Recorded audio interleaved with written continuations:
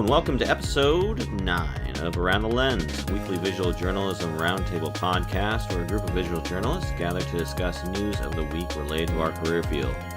I'm your host, David J. Murphy, a visual journalist with about 16 years experience in the field, currently based out of Charleston, South Carolina. And I'm your co-host, Zach D. Roberts. I'm a photojournalist who works in New York and Alaska. My work has been seen on the BBC, The Guardian, but most recently, mostly in The Village Voice. Great. And I'm Julia Reinhart. Oh, Julia, you put the cat out of the bag. No, that's okay. Go ahead, Julia, introduce yourself. I'm Julia Reinhart. I'm a photographer and visual journalist. I've been working for 5 years. My work's been seen in the New York Times, The Guardian, The Economist, and some other newspapers around the world. Yes, thank you, Julia. Julia is our panelist tonight. This is how the show goes. Sometimes things go differently than expected, but hey, happy to have you on the ball. You're definitely on the ball tonight, so we're happy to have you. Thank you. Because we're recording tonight, Martin Luther King Day, January 18th, 2016, and we're going to talk about a lot of cool stuff tonight, a lot of different topics, a lot of good news, what's going on. But since it is Martin Luther King Day, Martin Luther King Jr. Day, did you do anything related to the day, specifically any coverage or anything you had to document? I'm in Europe, so it's not really something that's observed over here. So, no. Okay. Zach, anything? I actually been going through a whole bunch of my photos from in 2014 when I covered the election. I was able to go to Reverend King's old church, the Ebenezer Baptist in Atlanta, and photograph a service there, and it was stunning. It was really amazing. Great. Well, Julia, you did introduce yourself, but why don't you give people a little bit of background about who you are and what you've done and your experience in the field? Well, I really got started photographing protests during Occupy Wall Street and started getting published there, and then just kind of kept going at, exploring different conflicts and people voicing dissent in different areas in different ways.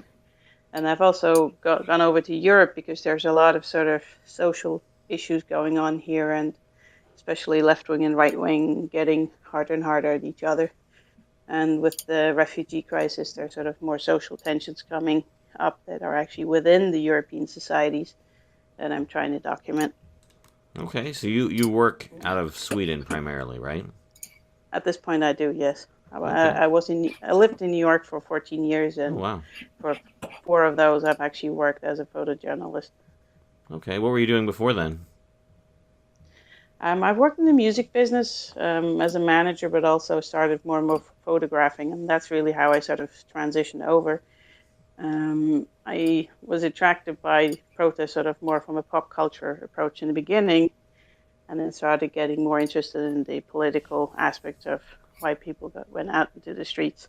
And so I got more and more into trying to report on that and trying to tell a story. Okay.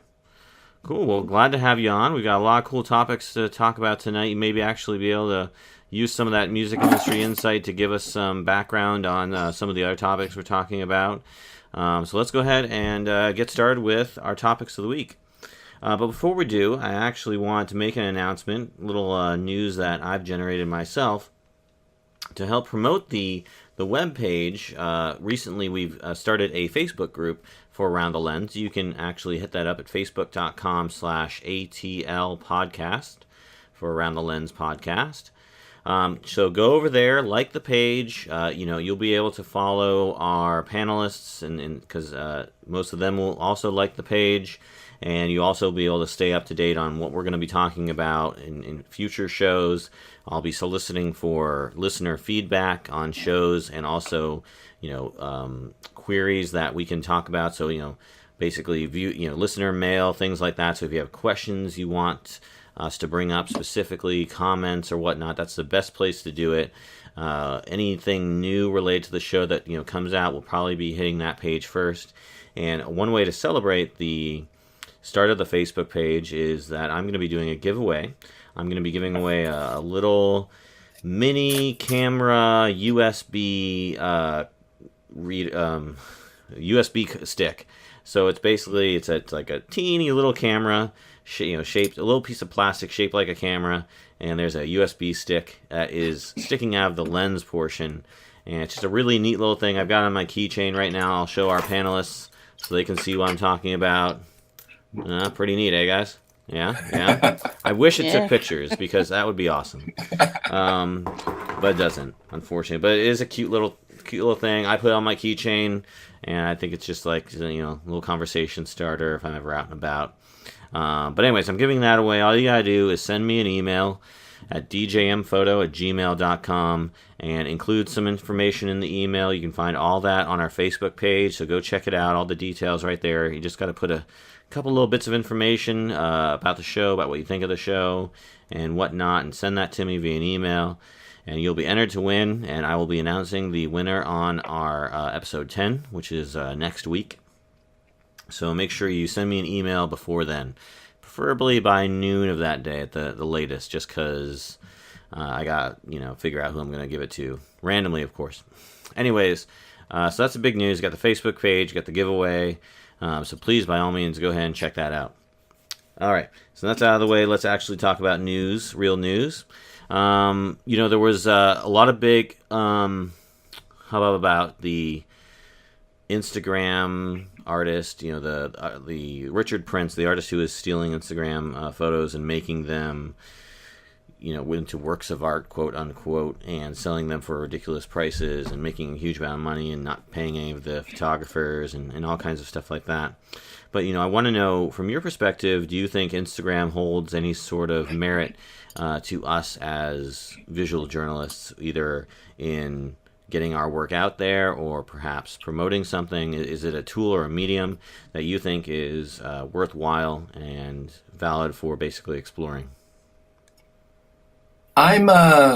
I'm kind of experimenting with it right now. Last year, I drove across country yet again. I do it every once in a while. And I didn't really do anything with my photos other than just like put them up on my website or whatever.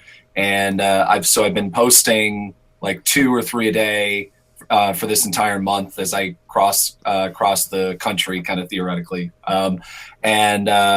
And I've been getting a bunch of new followers from it, which is good. Occasionally I'll mix in some of my other like mainstream kind of the photojournalist stuff that I do usually. So I think it has its uses in kind of reaching out to some people who wouldn't necessarily follow your work. I always hear about a lot of people getting jobs out of it. I have yet to see that personally. Right. I don't know, Julia, have you ever gotten anything? I've not gotten any jobs, but I have sort of made some contacts with editors and just sort of started some conversations.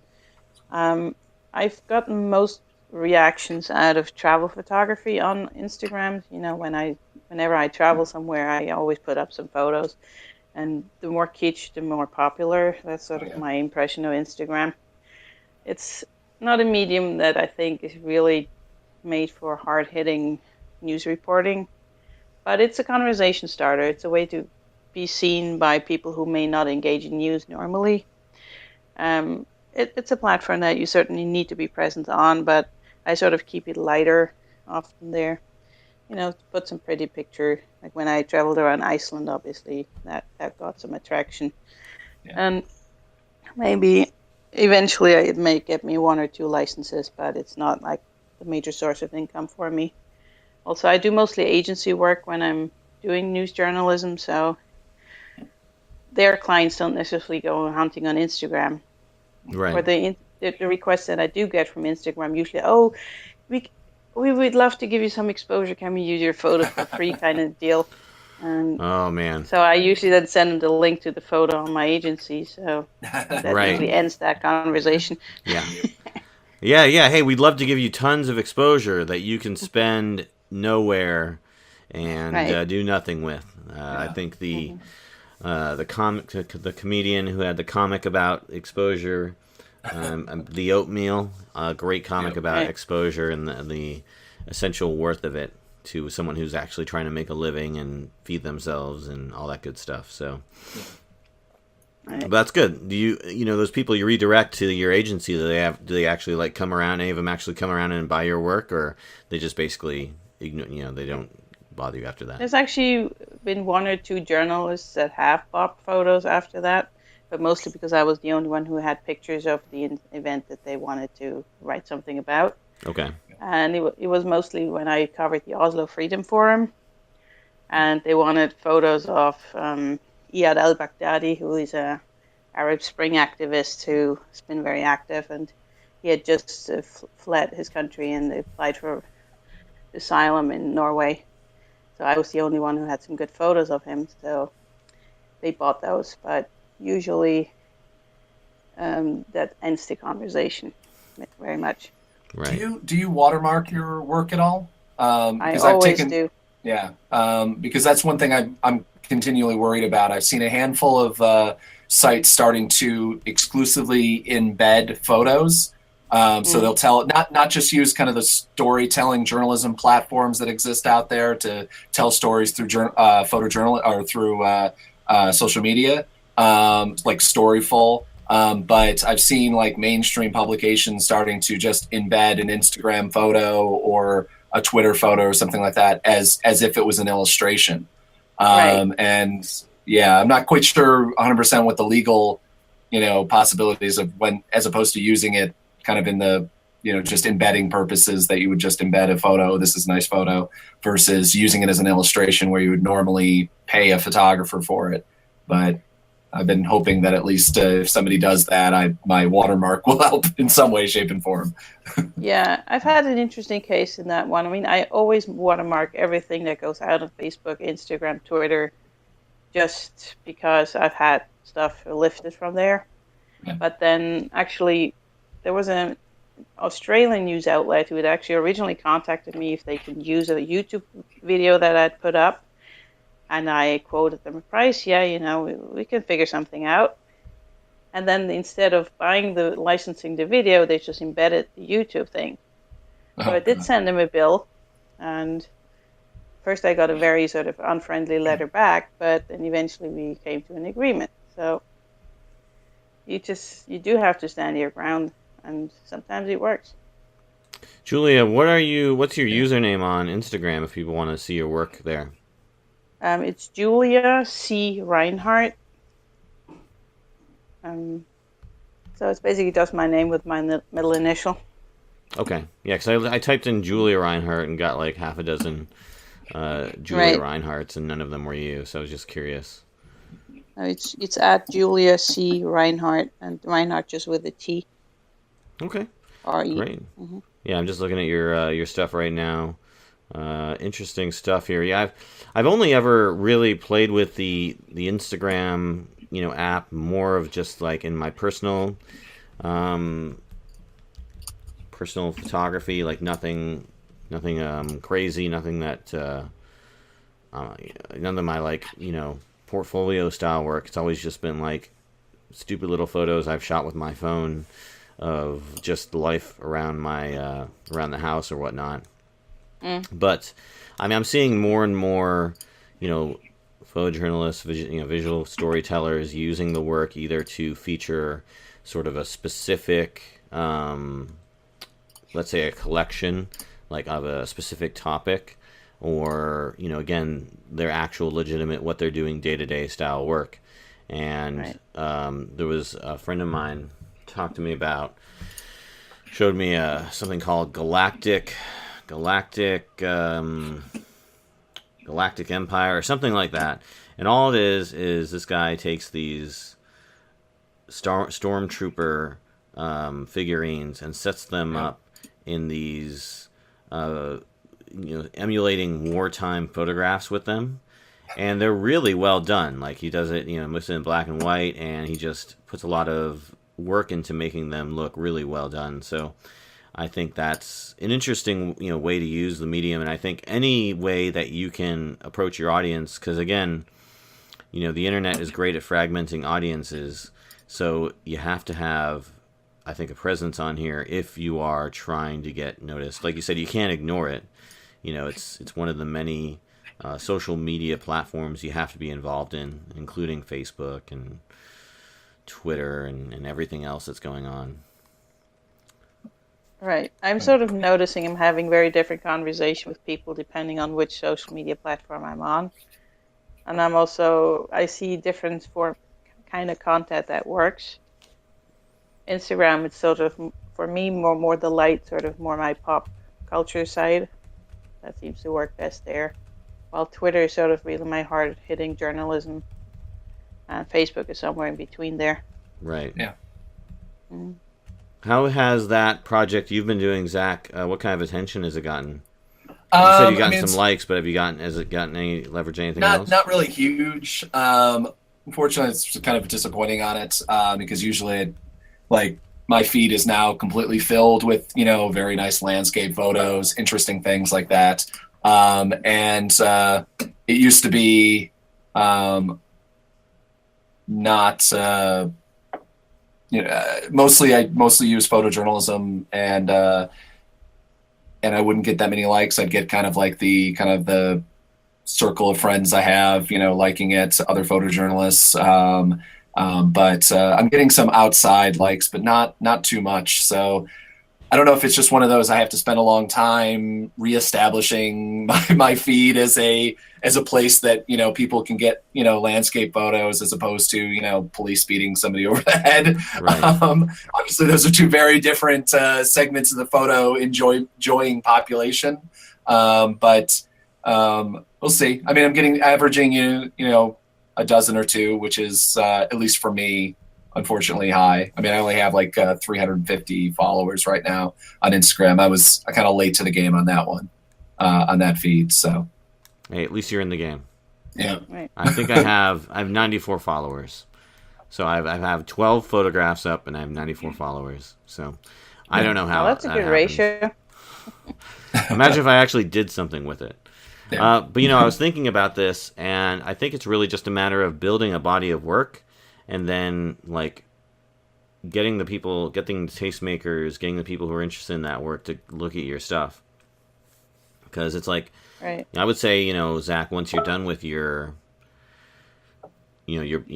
travel photography, whatnot, once it's all up, then you could probably push that out to different sites that care about that kind of thing, more so that that sort of niche, and then potentially get your numbers, and then they'll publish stories, or at least that's how it seems like with these other projects I've seen.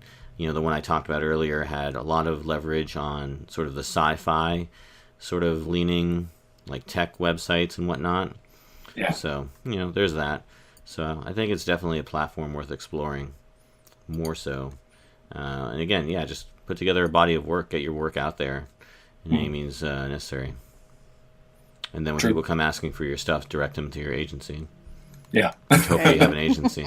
Yeah. All right, well, let's move on to our next topic of the evening, photo websites. So almost every photojournalist, anyone who's ever produced work that I've encountered, at least this day and age, maybe not true 10 years ago, 15 years ago, but definitely today, has some sort of presence on the web.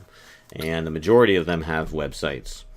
I myself use a WordPress theme on my website, but I know that other photographers, other visual journalists use different types of website platforms. So, for example, Zach, you use Zenfolio, correct? Yes. Yeah. Huge fan of it. Being able to upload relatively, I think all the different payment options allow for unlimited uploading, which for me, my website is also kind of my backup, last stitch. Everything, all my hard drives go haywire. At least I have what's up on the web in high quality, printable, kind of accessible files. So. Right. That's really important to me. That's why I didn't go with, I believe Photo Shelter has different amount, gigs that you can upload a month or at a time or whatever, which is why I kind of didn't go with that one, just in general. But do you have to pay a portion of your profits from the sale of your photographs to Zenfolio? It depends on the account that you have. Either way, I think even the lowest one, it looked like it was, because I was just looking at this again for a friend, and it looked like it was like 2 or 3% or something like that. Okay. So it wasn't anything completely insane. I mean, I don't think I think I've had like one sale ever through the photo through my site. So it's not something that it's just kind of like if people really want to have that option to buy photos, and that's one of the things I'm using for the Instagram. Finally, putting a link in there saying with a bit.ly saying all these photos that you see here are available to buy as prints, and here's the link where you can go do that. I've had a small amount of traffic, but the way that Instagram works, people have to copy and paste the link and then put it in a browser window, so it's not exactly a good way of doing that. Right. Yeah. How about yourself, Julia? What do you use for your website? Julia. I've been going JuliaReinhart.com. Yeah, I mean, I've been going through some different options. I have a WordPress theme also on my site, and I have some galleries up there. I've used Photo Shelter, I've used SmugMug, I've looked into Zenfolio. What I'm always a bit struggling with is photo sites that like Photo Shelter and Zenfolio is I don't really like the way they look once you actually get into the store side of things. Yeah. So I'm still trying to figure out a way to sort of make that aesthetically pleasing. Because I think if I'm a visual journalist, I shouldn't have a website that kind of looks like it was designed in 1995. Yeah. 1995. That's a really weird problem with photo sites. I mean, Zenfolio, it's not the most gorgeous one. It's not like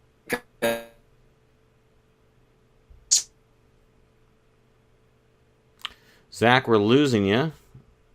Can you repeat what you said? or something. What's that? We missed. We dropped out there for a second. Repeat what you said. Sorry about that. Yeah, if you go to my site on using Zenfolio, it's just kind of wall to wall photos, and then there's a drop down menu that kind of fades at the top. So it's really just a big slideshow site, which I'd like to have something a little bit more designed, but I think I pay like $120 a year, so I'm not that. And it's also something I downloaded. I can't count how many different WordPress templates and different things like that. I think I paid like $150 for one that was supposed to be super easy and step by 5 easy steps, and I was like, just lost me. I barely even know how to code HTML. Like I have to look up how to do like a reference code for a link. Like it's so bad, and it's just my one field that I just outright refuse to learn completely. I know way too many things. Coding is just the last thing. So and I refuse to spend the money on to have somebody else do it. So that's why I'll never go. That's why I'll always just put up with whatever the kind of the templates are on at least on Zenfolio or any of the other ones if I move somewhere else. But, I used to design websites for a living partially, so I'm a little more picky in that end. Yeah. But WordPress is never easy. That's right. Right. Yeah. I started out building my own sites from scratch, pretty much. I mean, I used Dreamweaver to help, but ultimately I had to understand HTML code. I didn't have to actually write in it. I could use the WYSIWYG to sort of build it, but I had to, do some writing in code, and especially when you get into things like CSS, if you really want to, manage that, you have to know what you're doing with CSS. And it just got to a point where I would spend an entire evening trying to get like 2 parts of an image to align. And at the end of it, my website looked like basic, and I spent all this time working on this thing, and it took forever, and it still didn't look like crazy good. And then I'd look at somebody who just used a template or used a service, and their website looked a million times better. So I just got really disenchanted with website design. And I didn't want to spend hours and hours of my time. I wanted to have something simple. I could just throw my photos on there and have them exist and live on the web for people to look at. I haven't gone with, the Zenfolios or the Squarespaces or the photo shelters, only because I still want a level of control, and my setup is a lot cheaper than paying a monthly fee. Now, obviously, I can't sell my work. I don't have a merchandising aspect to my website, but in all honesty, I don't think anyone's going to buy anything I've created. And if they do, or if people want to use my work, the money is in licensing work. The money is in having somebody buy your work to feature in a magazine or an advertising campaign. So selling an individual print, that would be neat, if I would think, but for me, I would really only get into that if I was doing either, something that was like wedding photography or high school portraits or, something more like that on the side. And then I'd probably create a whole separate website for that aspect of what I do, and then it would have its own marketing. But for my main website, it's really just a platform for things like this podcast and my personal feelings about things, and also my work. Okay. And again, like you, I also mess with a bunch of different WordPress templates. But yeah, you're right. WordPress templates are like just a hair above actually coding your own site, because you have to really dig into the code almost to get a WordPress template to do what you want to do, or find a really good template that probably costs money. So, but do you think you'll stick with WordPress for the long haul there, Julia? Or do you think you might switch to something else? Well, it depends. HTML5 has some nice. The thing is that HTML in the beginning was really more designed as a text editor, not for visual representations. Because back when the language was designed, people didn't imagine to having these visual portals that you can do now. And HTML5, which is sort of the newest version, has some nicer features. So it's sort of, I'm tempted almost to go back. Right. Because you get much more control. But at this point, I just don't have the time to really wrap my head around it. So for now, I'm going to stick with WordPress. I actually just bought a template that I'm sort of happy with. I still need some tweaking, as they all do, but sort of the tweaking has been in a reasonable amount. Okay. And fairly successful so far. What I've sort of been more struggling with is because I have different aspects to my work. I've actually started selling some fine art prints, not of my journalism work. Okay. But sort of, as I've been traveling, I've started photographing hula hoopers and light trails and things like that. And those prints actually do sell. Oh, wow. So I'm going to have to sort of figure out a way to keep all my different identities under one hat. Right. Yeah, so have like something for your photojournalism, something for your art stuff. Yeah, right. That's the same thing. It's like, for instance, a friend of mine has a bunch of different things he does that's more artsy, has nothing really to do with journalism, and I think he separates that stuff, but I don't quite recall. Right. But, and for my agency work, I just sort of link to my agency profile, and then people can look at that there. Right. And then I sort of talk more about my personal views of things on my website. But it's a portfolio. If anybody needs who are you, what's the kind of work you do, they can get an idea of looking at my website, and that's really what it's for. Right. Does your agency handle everything you do, or just your photojournalism? Just my photojournalism. I'm actually talking to some reps for maybe more the artistic work, because it's a different market. It's a different clientele. Okay. Cool. Zach, any final comments on photo websites? I think it's like at this point, I think it's necessary to have them. It's very few photographers that I know that still rely off of, say, like a Flickr account or whatever within photojournalism.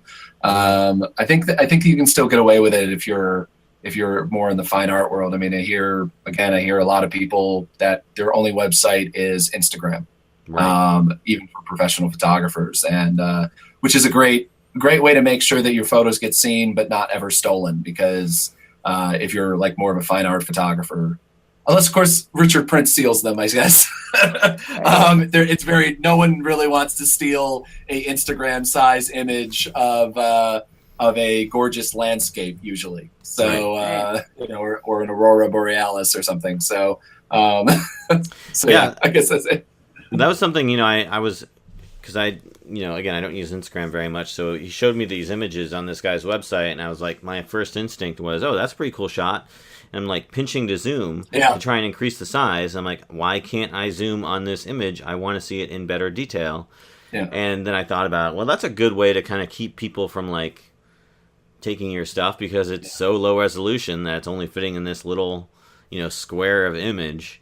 I'm also finding though that like as I'm uploading these images, which in a way that I would never like. Usually I edit and then I dump on the website and then I send to the wire, and I'm kind of particular about there. But for the Instagram, I'm actually starting to look at photos that I would never have uploaded to the web before, and being able to do that because they're such low res.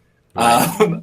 So photos that have imperfections in them, or I'm editing photos differently, and I'm seeing photos that I edited for Instagram, originally uploaded to Instagram, like on the road, and then I'll just re-upload them to my website, which is full page images, and go, holy crap, I did a really terrible job editing that, where you see the lines and the landscape and the different, where you tried to grade some, light back into it if it's a cloudy day, and you're like, wow, that looks really terrible.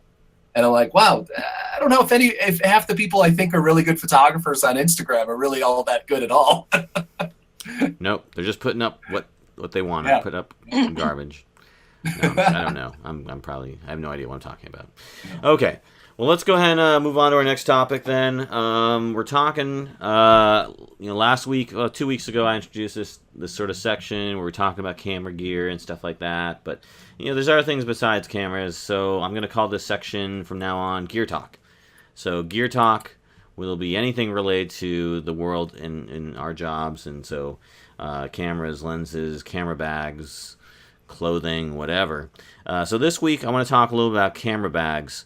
Not really any specific camera bag, announcement this week that, there's always new stuff coming out. I mean, camera bags are camera bags, but just want to talk about camera bags in general, kind of what you use, why you use it, what's the best, way that you transport your gear, essentially. So I throw it out to you guys. What do you use for camera bags? Julia, want to go first this time? Yeah, I do have a think tank backpack, which I use when I really have to schlep a lot of gear. Because if I go to an assignment and I have to bring like 3 bodies and 5 lenses, that's what I use. Otherwise, if I'm just going out, especially if I'm photographing protests, I want to travel light. So I don't really want to have like the obvious camera bag. So I usually just use the large, almost like a computer bag, where I just shove in 1 or 2 lenses and a body. And that's pretty much how I go out and do these kind of work. So it's, for me, camera bags are sort of more a utility thing, because I actually, especially if I know I'm going to be on my feet all day, I really don't want to bring anything more than I have to. And every camera bag I've ever owned has sort of seduced me to carry way more than I need. Oh, of course. You gotta stick as much as you can in there, right? Right. Light meter, tripod, flash, extra flash. Every lens you own. Right. I've only used I'll use this film body. I'm shooting 35 millimeter. Why not? Oh, medium format. I can fit that in the bag too. Yeah. Sure, I'll just bring my tilt shift and my fisheye and my 1-500. All those lenses I've only used once in my life. Why not? Yeah. Zach, how about you? No, I'm sorry. Go ahead, Julia. Yeah. I photographed all of Occupy with 1 camera and 1 lens, so that taught me to sort of keep it simple. Wow. Yeah. That's pretty great. But you prefer the backpack style? I do, because I don't always drive by car. I mean, if I have a big, like a studio kind of job, then obviously I can put everything in the car. But very often I have to sort of get where I need to go on foot, and then the camera backpack is just the way to go. Yeah, I have a bit of a bag problem. I started Welcome my to Bags first Anonymous. Hello, Zach. No, it's like really bad. Part of the problem is I got a job like 5-6 years ago working at B&H, and they threw me in the bag section. So I became a They bag literally threw you, connoisseur. right? Pretty much, yeah. Considering they promised me a different job, but whatever. I got paid pretty decently to sell camera bags to to people. That's why they need a union, people. Come on. I agree. I signed the petition. Everybody else should. So I know way too much about them now, and I know everything down to the denier and everything like that. And I started writing bag reviews too for the photo brigade. So what happens is I get sent a lot of bags. So like if I could move around, I could pick up show everybody all my camera bags. But I for the most part I use a Temba messenger bag. It's the I'm trying to remember what the name directly of it. My friends over at Temba will kill me. The messenger DNA 15 bag. Be able to fit like a 15-inch laptop in there, and whatever. So, but it holds 2 cameras and a lens, or 2 cameras with lenses on it, another lens. So for my back, it causes some issues. But lately, I've actually started. If I'm just covering, protests and good weather, I'll carry my 2 cameras, one with a prime lens on it, one with a wide lens, and then I actually have this low pro lens pouch that goes around my shoulder, so it provides support, and it's hooked to my belt, and that has my 70-200 in it, which I very rarely use, but I've been at enough protests where you get locked behind a gate or something like that, and oh crap, I have no way. I guess I'm shooting this wide. So I'm done not going anywhere with my 70-200. So I actually covered a couple protests in New York recently with just the 2 cameras with 2 lenses, and then another lens in a lens pouch. And holy, I am so much happier. I don't usually file until I get back home, because I don't really work with my wires that way, or usually I'm shooting for the Village Voice or something, so they don't need photos right away. So that's not necessarily a worry, but even with that setup now, I can probably just pick up a lightweight backpack, just throw my laptop in. So I think that's probably going to be, for the most part, the way that I shoot, unless I'm doing something obviously in bad weather, then that'll change everything. So Right. I've primarily shot with, I'm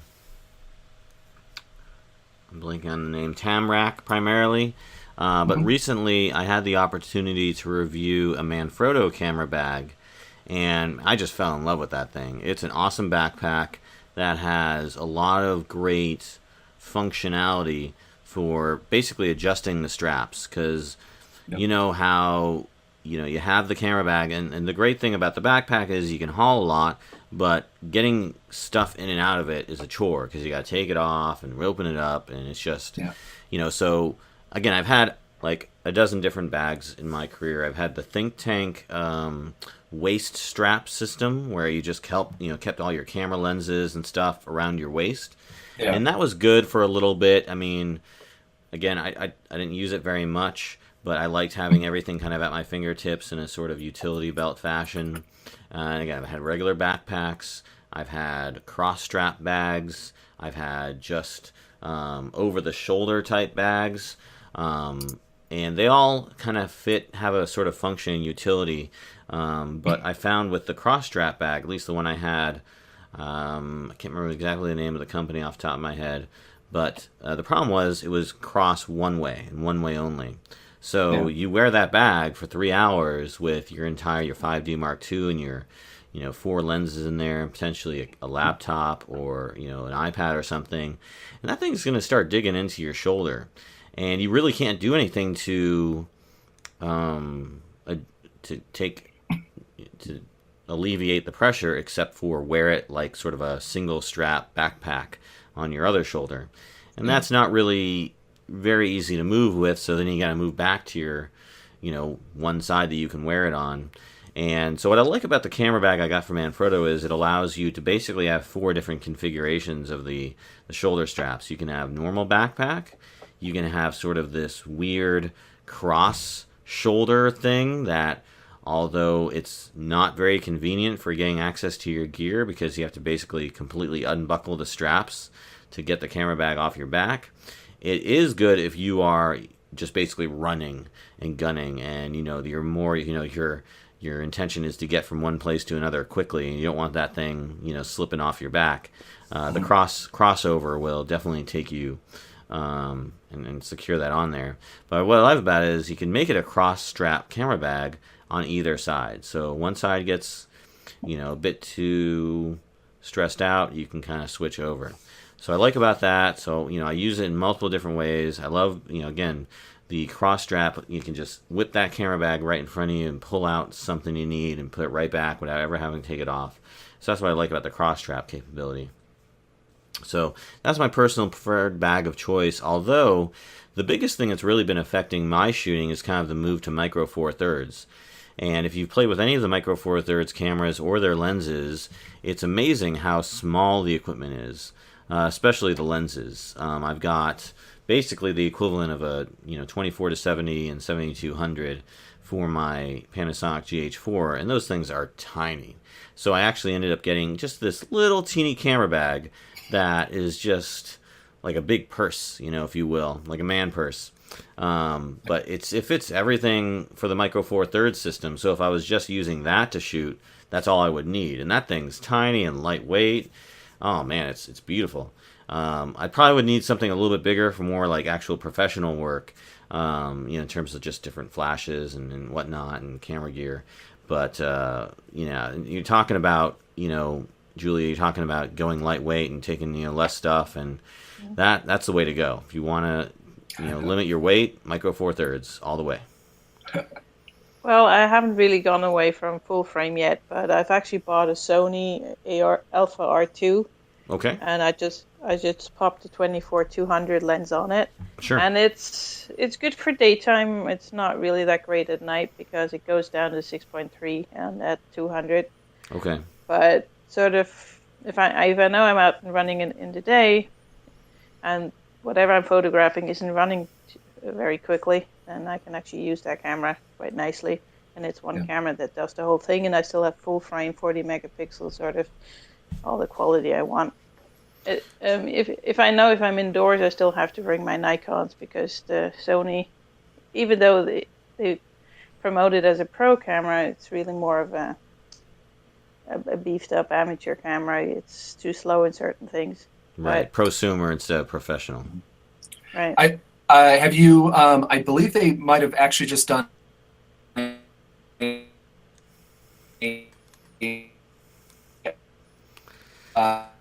Zach, we're losing you again. All right. Well, Zach, update on that. I just look at it. What's that? We lost part of you again. Oh, I'm sorry. I'm not sure what's going on with my internet here, but yeah, no, I've been looking at moving over to the Sony specifically because of the weight and not having to carry around a huge bag and everything like that all over again. But I think that they might have actually done a firmware update on your on that camera, Julia. So you should that upgraded the autofocus. And possibly the ISO or something. I forget what it was. Yes, actually, it's the shutter delay that kills me. Yeah. I mean, I'm used to, but from the Nikon, like if I push the button, the thing actually goes off. Yeah. While with the Sony, I'm still sort of, I know I have to basically open the shutter a quarter of a second before I really want to take the photo. Really? Wow, that would infuriate me. Oh, it that would drive me insane. Sometimes. So it's great for, if I just need a camera in case I happen upon something. It's great for that. I never leave my home without it. But if I know I have a real job, I bring the Nikon. Definitely. You like the Sony. What about the Sony A7 S2? Have you explored that? I mean, that's the low light master right now, right? Right. I'm a bit of a image size fetish, because I do, besides shooting protests, I do sort of photograph a lot of landscapes when I'm out and about, so I kind of like the large image. Okay. And the R2 actually is supposed to have the same sensor as the Nikon D800, And that's really sort of why I felt, okay, I get the same quality in a smaller package. That would be ideal. Yeah. Okay. Mm. Cool. Well, Zach, we'll have to have your bag collection. You should put all your bags together and photograph them someday.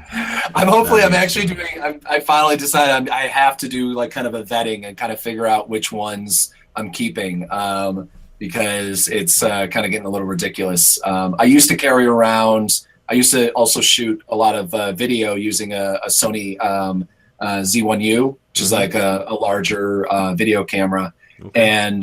And so I used to have kind of different combinations where I carry one camera with that with a lens and that camera. So I had a kind of a justification for all these bags, but now I just don't have any justification other than just occasionally I want to be a think tank person. Occasionally I want to be a low pro person.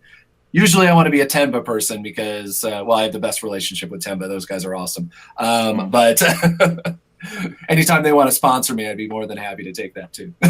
What is the bag with that the icon that looks like a little person with that they're very trendy, expensive bags. I'm trying to think of their name. When I was in New York Crunch City, or something like that. I'm trying to remember.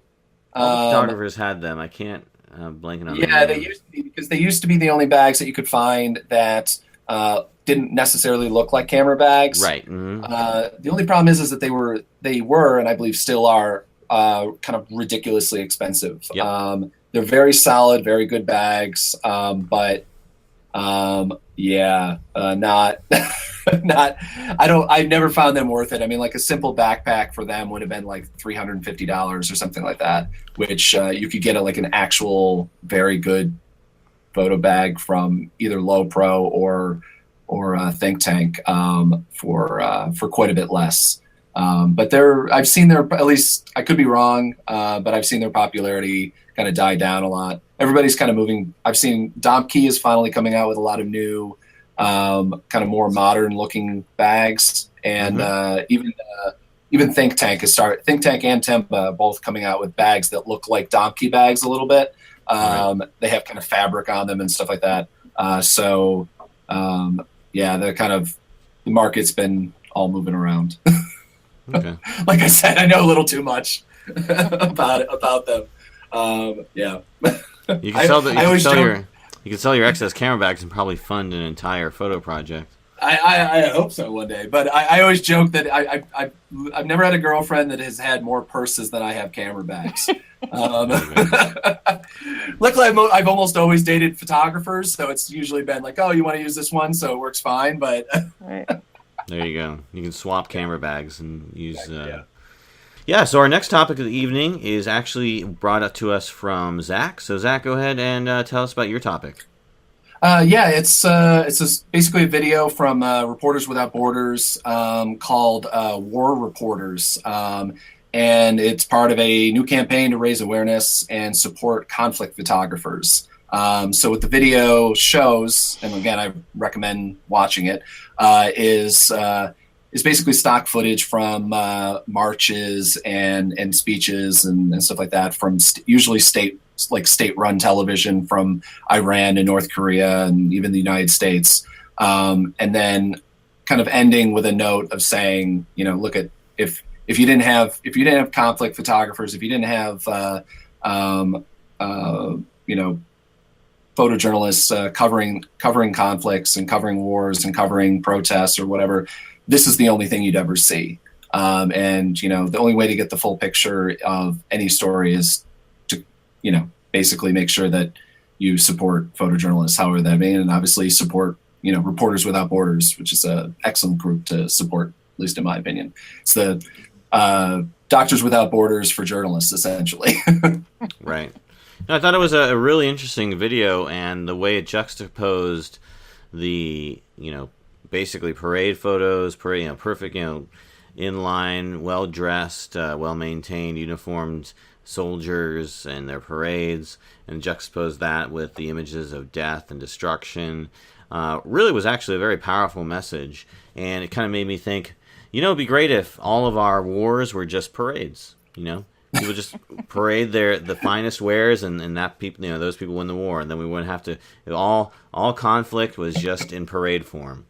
So kind of made me think of more idealistically like that. But yeah, definitely an awesome cause. Julie, you said you shot a lot of protests, and that's kind of like sort of a niche you explore. Have you been in sort of conflict zones to document protest activities or anything near like this? I mean, the closest I've ever gotten to a war zone was probably covering protests in Brazil during the World Cup. And that got pretty intense. I mean, sort of the hello before, everybody could even get warmed up or riled up about anything was a couple of concussion grenades and the tear gas canisters just past your ear. So the Brazilian police had a very hard, heavy-handed approach to dealing with anything that might get endanger any of the games or even get close to any of the sites. I've not been in any actual war zones where there were live ammunition was used, but rubber bullets were sort of real enough for me. Right. No, I'm sure those things hurt, and you can die from rubber bullets. As right. I think the New Yorker, or one of the New York newspapers, showed so eloquently when they were selling some of their imagery or selling their newspaper. I don't know if you remember this story, Zach, or maybe you, Julia, where they basically published a photo of this woman who was dying on their front page. She was shot with a rubber bullet, like in the eye. Anybody, either of you know about that? Heard about I vaguely that? remember it. Yeah. Yeah, that was That was something a few years back, right? It was a while ago. I thought maybe they talked about it when I was going through journalism school, photojournalism school. I can't remember when exactly I heard about it, but yeah, rubber bullets. Don't mess with those. Right. Zach, I know you've done a lot of protests. I don't think you've done any. Well, you went to Ukraine, so I think that's probably the closest. Yeah. I mean, I missed good and bad. I missed everything. I missed everything that was happening in Kiev, and then left right as the Eastern Front was opening up. So it was, I can't say I've ever been deeply involved in conflict photography. I mean, within the United States, I think both Julie and I have seen our fair share of what American photojournalists get for conflict, whether it be being beaten up, getting shot at with rubber bullets or tear gas or pepper spray or batons. Obviously, it's in no way, shape, and form compared to most conflict photography, but it's I think that still was it the trying to remember NYU and Yale put together a study after Occupy Wall Street, most of the protests ended, and kind of compiled the most brutal reactions of police across the country towards journalists. And it's a pretty hefty report that I'll try to find a link for it and we can post it on the blog, because it actually documents every incident that they could find of journalists being attacked or singled out by police in the United States. So, I mean, obviously, again, it's not anything compared to what people go through in Syria or during Syria. It's continually mentioned as one of the ones that they singled out as one of the most egregious cases that were attacked during Occupy Wall Street. So it's I've been on that end. Which is why I'm a member of Reporters Without Borders, actually. So. Oh, okay, great. Yeah, that's good. I've been in war zones, thanks to my military experience, and I've documented in those areas. And I think that's great that the military is out there documenting that type of stuff. I think it's necessary and required, but I also think it's necessary and required to have independent, non-affiliated photojournalists out there as well, visual journalists.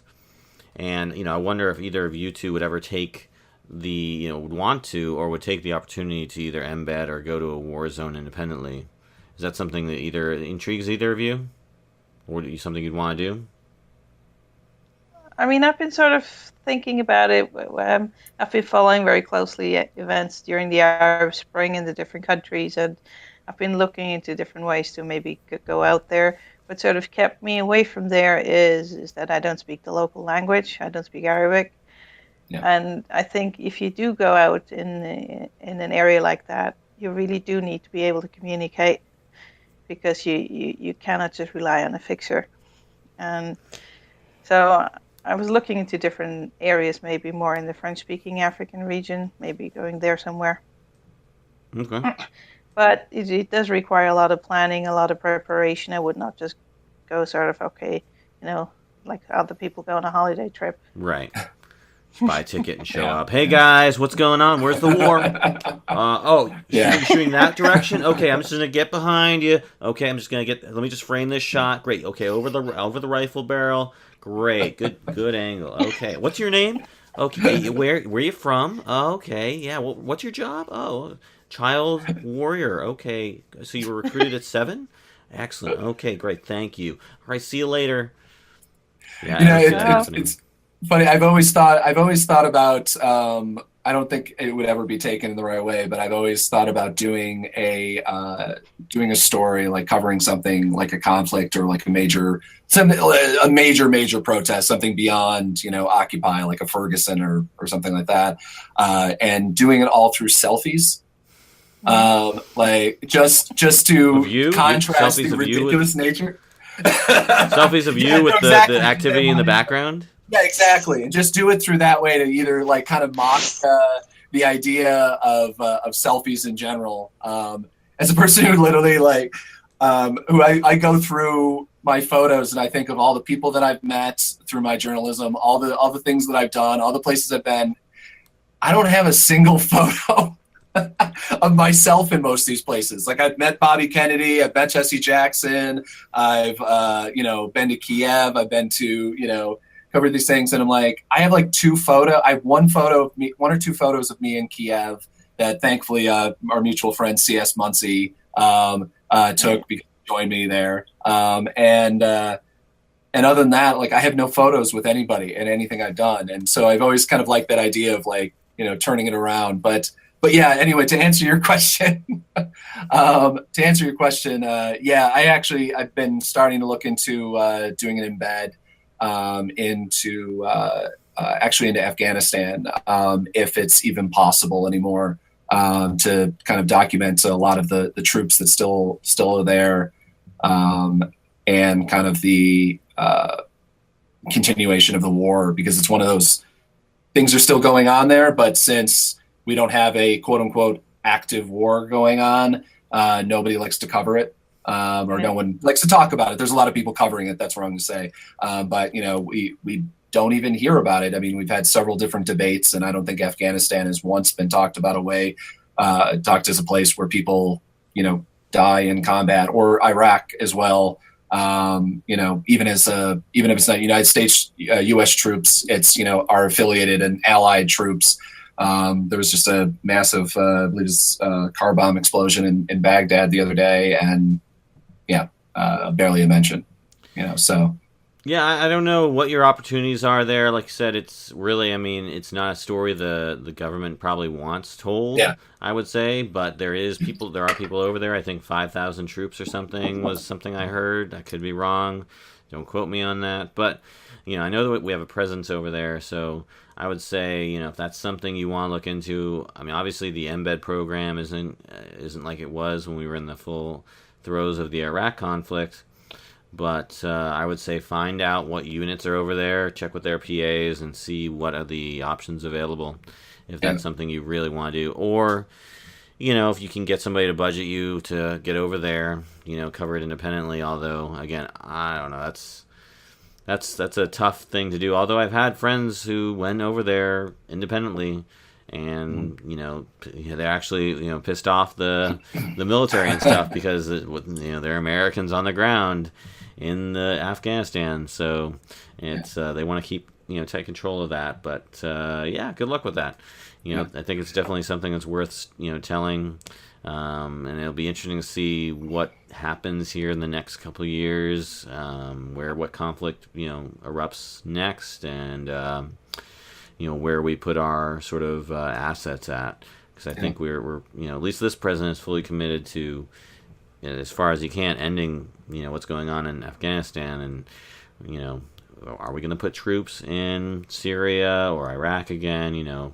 That's still the question. I mean, but we'll see. I could always try to get embedded in the drone program. That would probably be an interesting. I actually would be fast. I would absolutely love to be able to be embedded in the drone program to cover that story. Wired magazine did a fantastic story a while ago about it, but you mean the pilots who pilot drones? Yeah, exactly. Yeah, like go to Arizona, or was it outside of Arizona or New Mexico, outside of Vegas? I think they have a big base there that pilot the drones. I know that's kind of a hazy area for at least this administration. They don't really like to talk about it too much.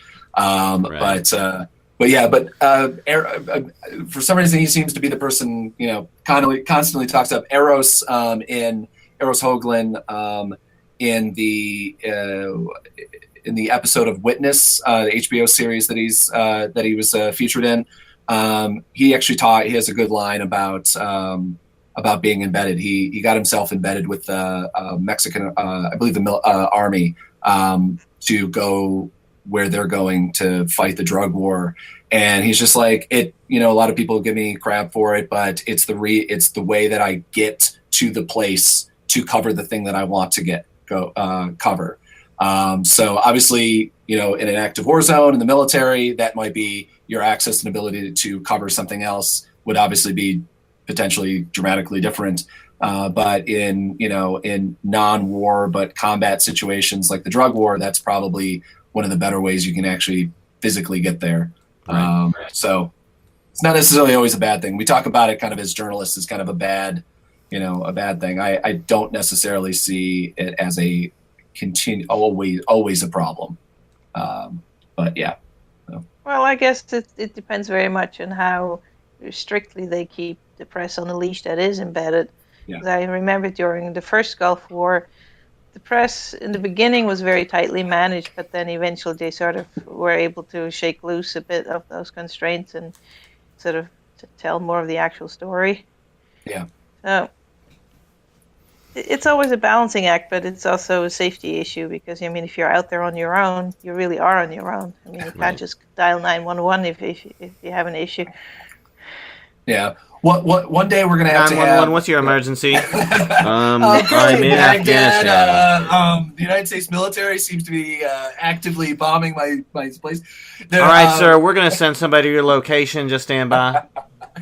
A good friend of mine and a cameraman that I work with, his name is Rick Raleigh. He is won, or unfortunately did not win. He won the cinematography award for documentary for Sundance and was nominated for Dirty Wars, an Academy Award. And he was actually interviewing one of the leaders of one of the sects that was fighting for the United States. Kind of the local warlords that were affiliated with the United States and kind of fighting in local parts outside of Baghdad. And while he was there interviewing them, he got word that the United States had decided that he was now an enemy combatant. Oh. So he literally was at a place that while he was interviewing them, they changed allegiances somehow. The United States decided that he was no longer an ally. So yeah, he's the guy that does usually the non-embed story, which is why I respect him so much. And I believe he was shooting that for Al Jazeera back in the day, which I suppose next week we should talk about the unfortunate demise of Al Jazeera America. But absolutely, there you go, sneak peek for episode 10. Yeah. Around the Lens. All right. Well, I think that that'll close up and wrap up this episode. Again, go check out the Facebook page, like it. You'll find all the details about the giveaway. I really want to give away this little camera keychain USB thing. But, like close off each week with our picks of the week. So I'm going to start off this week. Got a link to a pointer.org article on writing tips for captions. Of course, we all love to go out there and take all the photographs, but at the end of the day, we still got to do the fun job of actually writing the caption that goes with the photograph.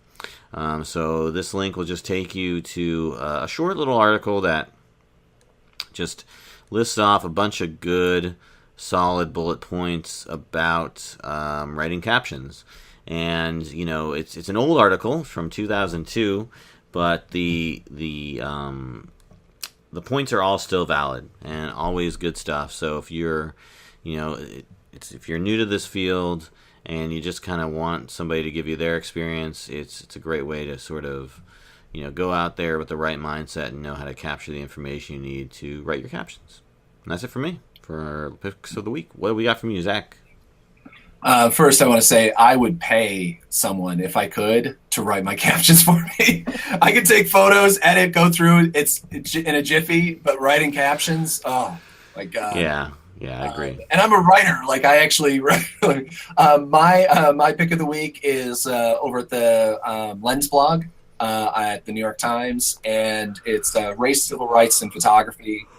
This being Martin Luther King Day, I figured they have a lot of really fantastic photos from the civil rights movement, and kind of looking at the civil rights movement even in a different way, and a bunch of stories that they've covered previously, and even then kind of bringing it into Ferguson and why photographs are just as important as they were before. Absolutely. Definitely good stuff. Julia? Yeah, my pick of the week is actually over on the framingthestreet.com blog. He's a guy who's his name is Petri Oldervid. He's a Swedish photographer that I've met living here in Gothenburg. And here a very big thing is street photography, and most people just sort of do random snapshots, but what I like about him, he's really telling stories through his photos. He's sort of putting way more thought into the way he takes his pictures, and so it's not really photojournalism he does, but it still has a great narrative. And I think for me, sort of to learn the image language that I even use in my photojournalism, he's a great source to look at. Okay, great, thank you. Yeah, just looking at his website right now, and Zach, this kind of made me think of you. He has this thing called the Selfie Project, where it's selfies of him at various locations, I guess, in the town that he photographs.